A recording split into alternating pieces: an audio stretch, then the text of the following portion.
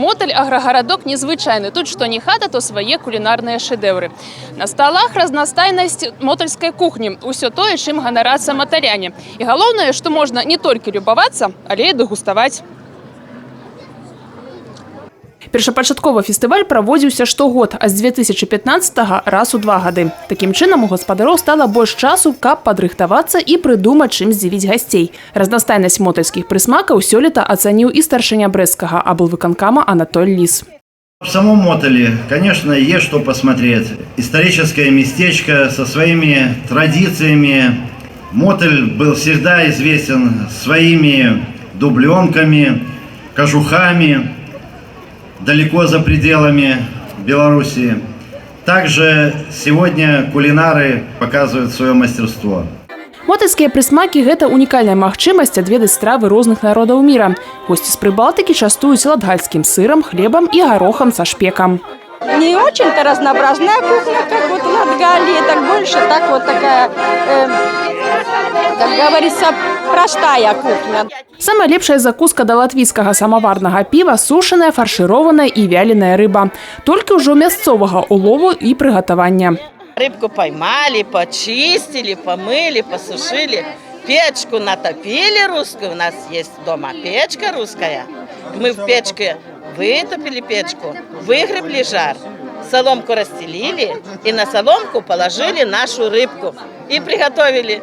Каблютки добренькие ели, смаковали и нас вспоминали. Тое, што аграгарадок ганарова носіць імя кулінарнай сталіцы Палесся, цалкам заслуга працавітых маталян. Мотальскія прысмакі – сапраўдны рай як для прыхільнікаў сур'ёзнай кухні, так і для ласуноў. Яўрэйская выпечка або знаёмая і больш звычайная беларуская. Вочы так і разбягаюцца ад разнастайнасці прадстаўленага. Приближается еврейский Новый год, Рош ха-Шана, и в этот день принято кушать блюда, именно содержащие мед. В этот день все евреи желают друг друга сладкого Нового года, чтобы следующий год был сладким. И вот пекут блюда. Сегодня у нас леках и струдель. Мы угощаем гостей сегодняшнего мероприятия. Это маца. Память о выходе евреев из Египта. В этот день евреи едят мацу. Песах, конечно, еще не скоро этот праздник, но когда еще будет возможность побывать на таком фестивале, поэтому решили представить и это блюдо.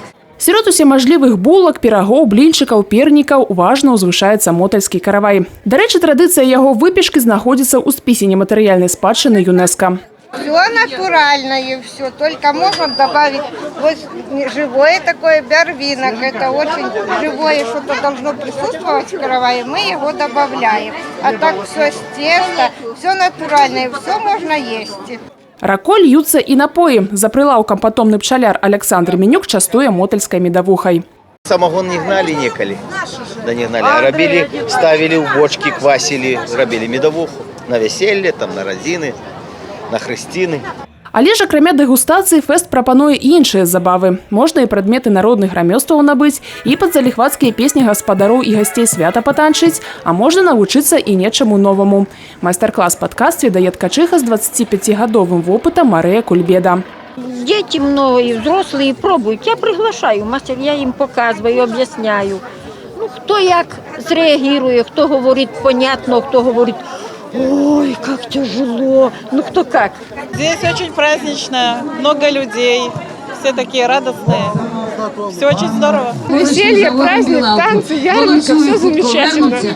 Пры такой гасціннасці, кажуць наведвальнікі фэсту, немагчыма не завітаць у Моталь пры наступнай магчымасці. Тым больш, што аграгарадку сапраўды ёсць чым здзіўляць гасцей. Дзена Мішук, Сергей Мацвейчук, Васіль Палхоўскі, тэлерадыёкампанія «Брэст».